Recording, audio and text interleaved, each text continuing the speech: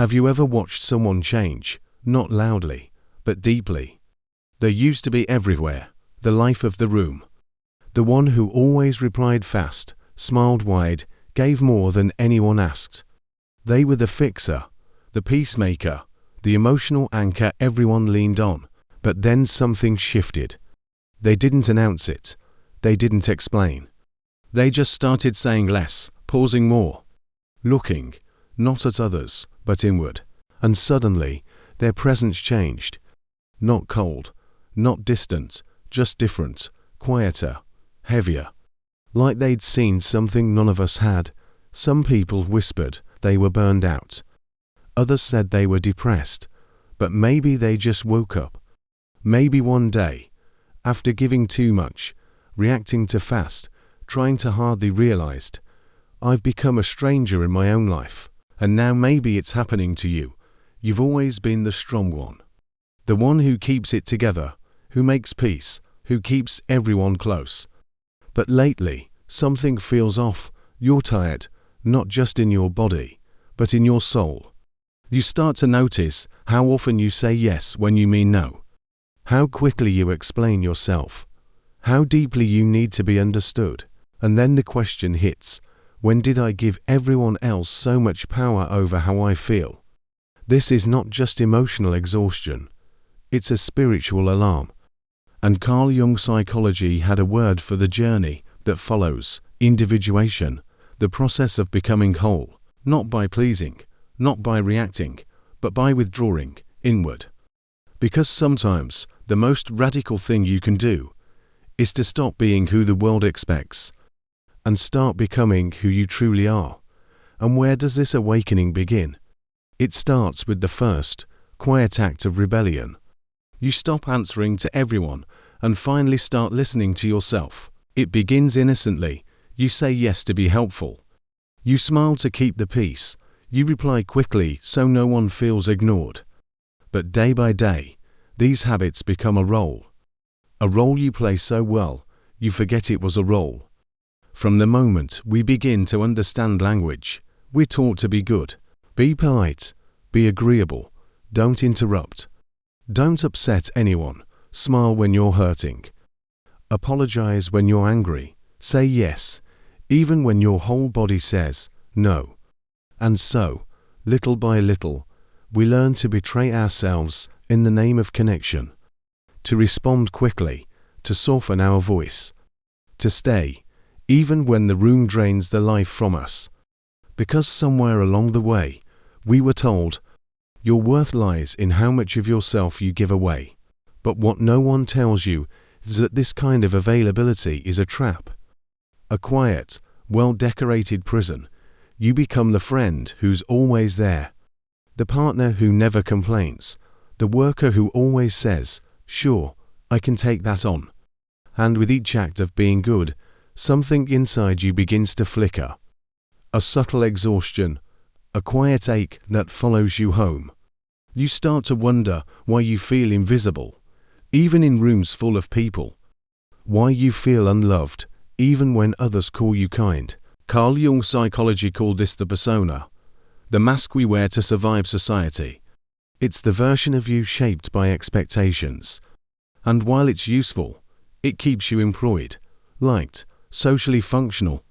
It's not you. The problem isn't the mask itself. The problem is when you forget it's a mask. You wake up one day and realize your boundaries are gone, your voice is a whisper. You are loved, yes, but only for your usefulness, for the comfort you bring, for the way you never say no. But here's the hard truth: excessive availability is not the sign of a generous spirit. It is often the mark of a neglected soul. And it's not just emotional, it's energetic. Every time you respond out of guilt, every time you say yes out of fear, every time you rush to soothe someone else while ignoring your own needs, your psychic field, your inner energy system, gets drained. Carl Jung psychology viewed the psyche as a living energy system. Every reaction, every thought, every emotion, it all costs something.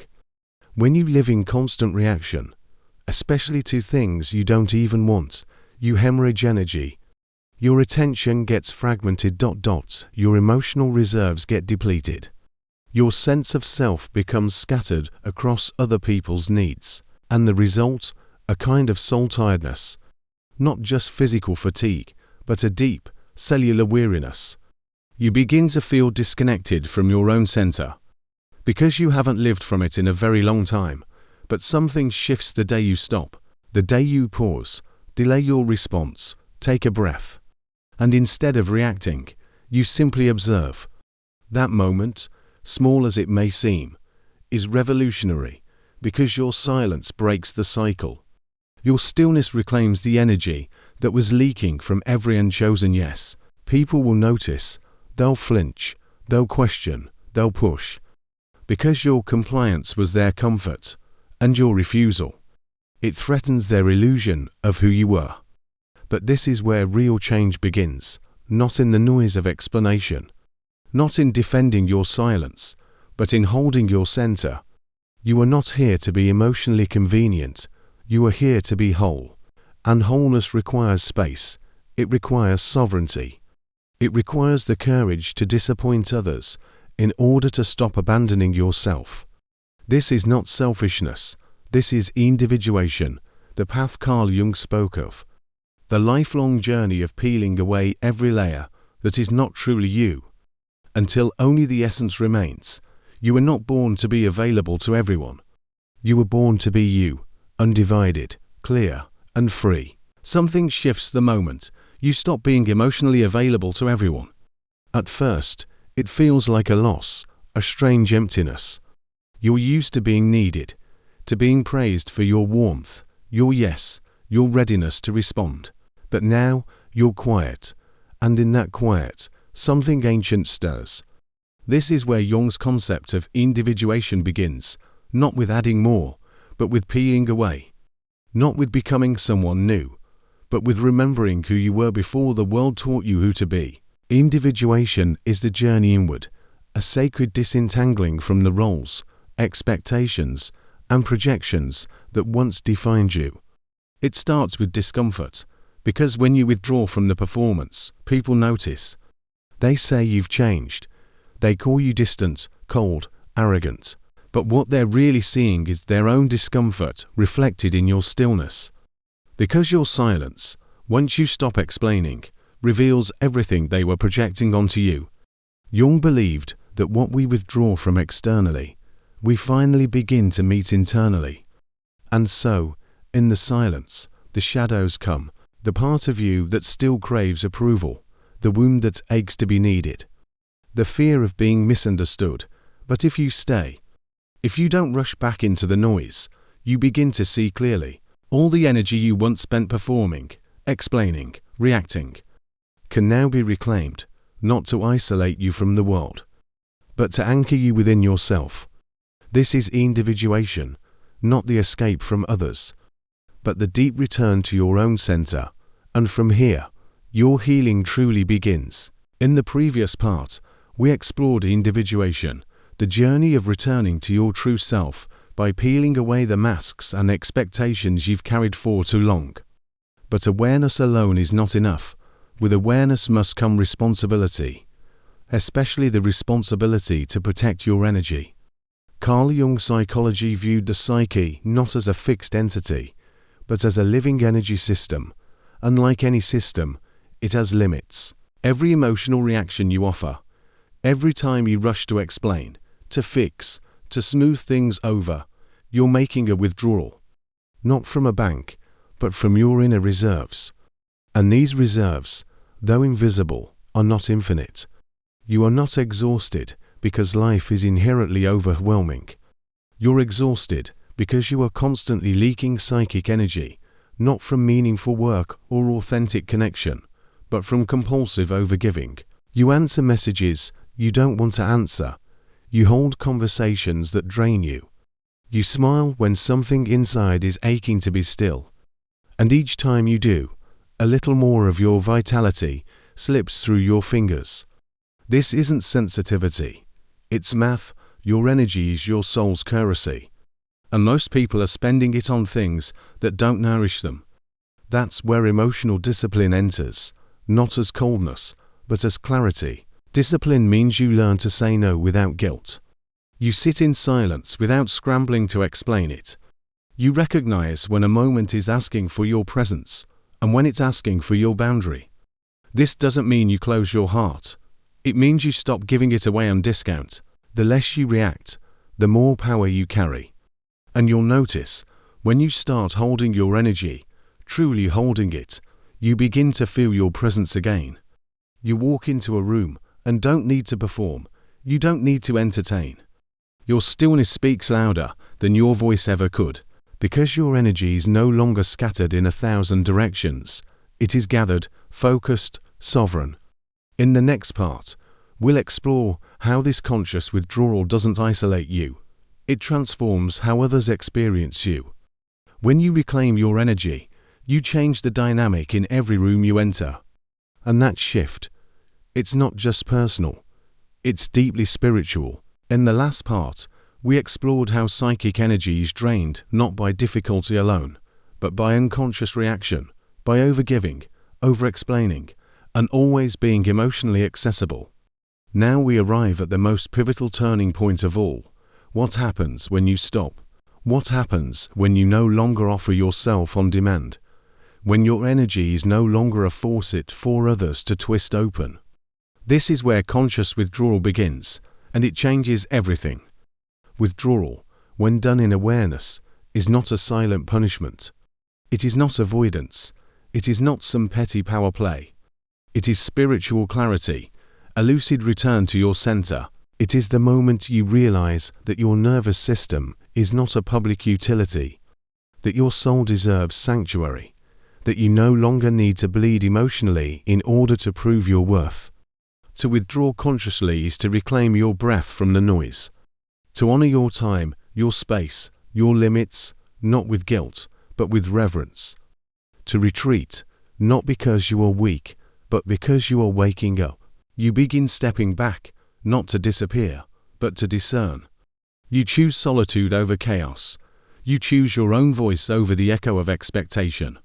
And in that quiet, you finally hear yourself again.